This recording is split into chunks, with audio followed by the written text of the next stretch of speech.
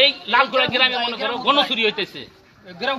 আমার বেতনে প্রথম বেড়াই নিছে 2টা, তারপরে বাড়াই থেকে নিছে 3টা, এখানে বগির থেকে নিছে 2টা, এই একদিন পর পরই নেয়। তারপরে ওভার থেকে নিছে 5টা, তারপরে ওমরা ডেজারের থেকে নিছে 2টা, আর মর্ডার তো বাড়ি বাড়ি হিসাবই নাই।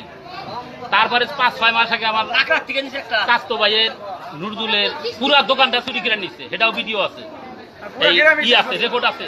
পুরা গ্রাম মর্ডার ব্যাটারি এইভাবে গণচুরি করার পরে এখন থানায় যায় হেরে মামলা দিছি। একটা হলো আপনার